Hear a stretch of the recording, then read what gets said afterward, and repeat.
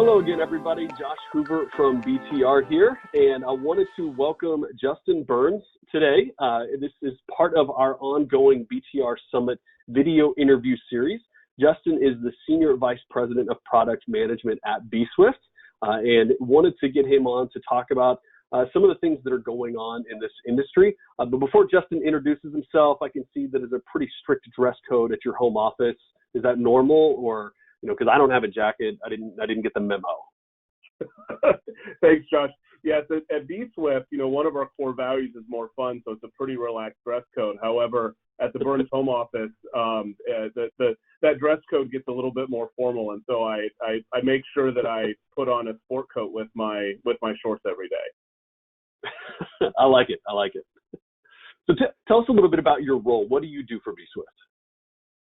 Sure. So my name is Justin Burns. I'm the Senior Vice President of Product Management at bswift. And so what that means at kind of the highest level is I make sure that our product innovation roadmap aligns with all of the kind of strategic benefits objectives of our clients. And so working both with our kind of our direct clients as well as with our channel partners to make sure that everything that we're developing is in line with the strategic visions of the clients that we serve.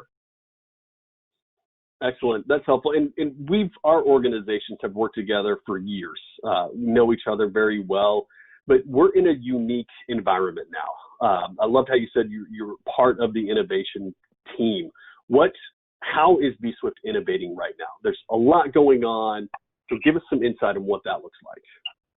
Yeah, so probably the biggest area where we're spending time kind of on the innovation roadmap and where we're innovating is really about how we're infusing artificial intelligence throughout the bswift platform.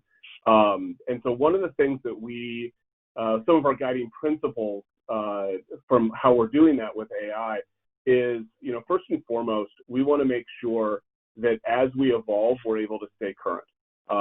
That is really important, especially as you said, how everything is changing. We need to make sure that we are able to change along with it. We also want to make sure that we are augmenting all of the experiences within bswift, not just not replacing them with a bot. So the way we view it, artificial intelligence is more than a chat bot. It's really a way to make all of the existing processes smarter, and a way for us to remove friction that occurs when people are kind of engaging with a piece of technology. Yeah, and there's so much that goes into it because, the whole technology platform is around simplifying the benefits enrollment process. It's complex, it's hard, and there's a lot that goes into it. So when you say it goes beyond a bot, give us a little bit more insight into what does that entail? Sure. So a lot of people today, I think their first experiences, or what they believe their first experience is with artificial intelligence, is through a chatbot on a website.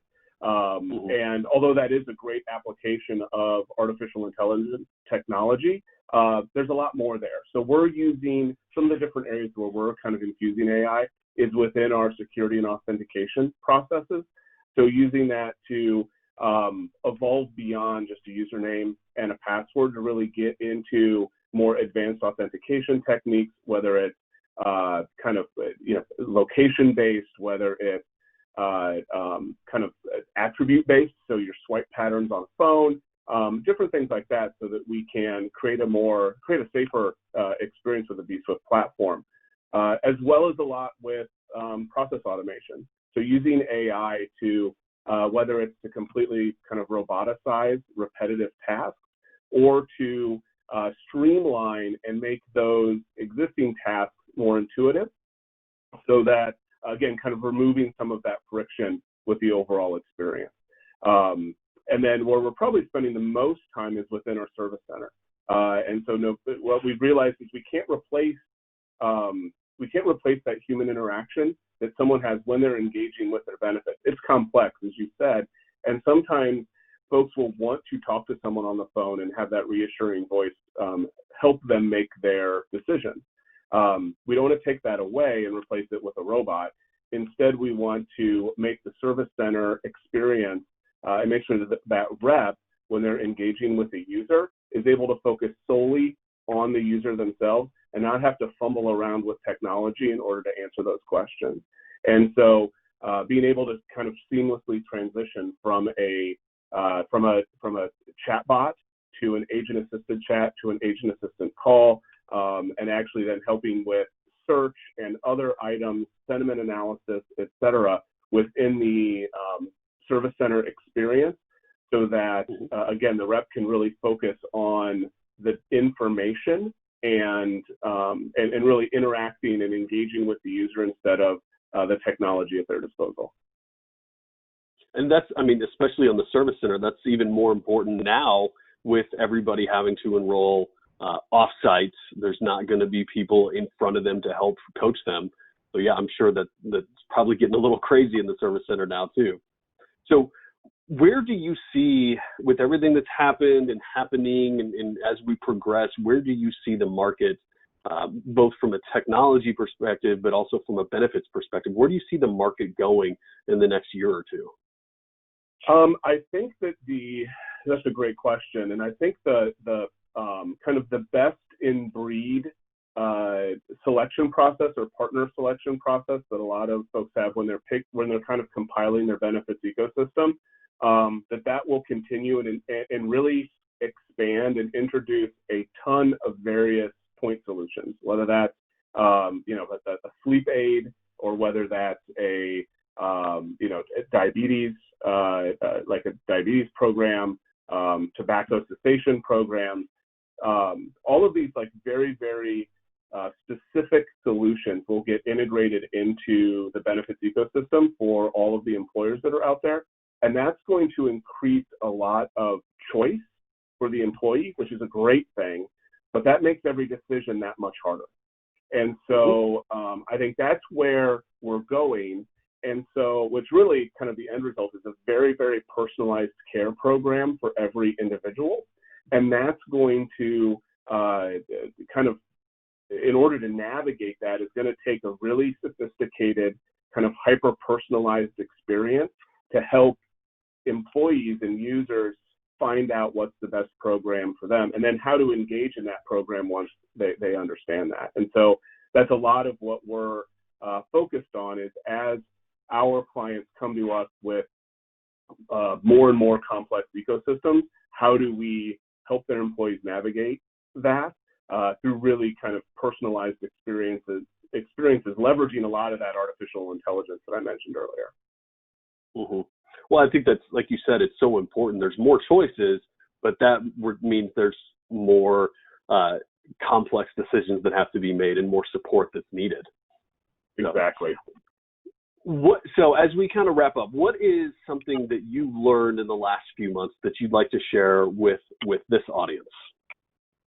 That's another great question. I think one thing that really that we've all experienced, as COVID was introduced and really changed the way that we work and we interact with each other, it really taught us at bswift and me personally about how important agility is and responsiveness to be successful.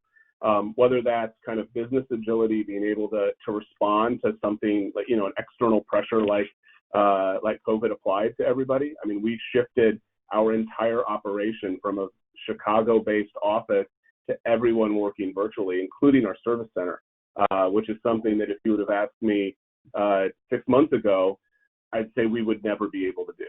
That we were too rooted in kind of a foundation of being face-to-face, and now we're all working virtually. And that applies to technology as well. So how important it is to stay agile and build an infrastructure and an architecture so that we can change with changing technologies and changing tides or changing times. When I've mentioned the artificial intelligence focus that we've had recently, as we started off with that, we didn't want to tie ourselves into one particular solution, one particular kind of vendor relationship, or even try to build all of that expertise in-house, because that would slow our ability to react, especially in-house. We'd have to learn the new thing in order to build the new thing and then roll it out to all of our clients and then train them on it as well. And so we really focused on building an infrastructure and an architecture that would allow us to pick a best-in-breed vendor partner kind of process and use that even with how we apply some AI technology, and really kind of latch on to the artificial intelligence as a service movement, similar to the software as a service movement, so we can pick the best partner to help us achieve our goals, even as those goals are changing in a really complex environment. Yeah, I think my biggest takeaway there is just the flexibility. I mean, you're obviously making a lot of innovations. The industry as a whole is making a lot of innovations, but like 6 months ago, no one would have expected that everybody would be working from home, and the world that we live in, and being able to make that adjustment. So, exactly. Excellent. Well, Justin, thank you so much for joining us today. We appreciate your insights and your shared experience, and then we appreciate the partnership with bswift. So stay tuned for more interviews with our vendor partners, and as we continue this series. Thanks, everybody. Thanks, Josh. Thanks, everybody.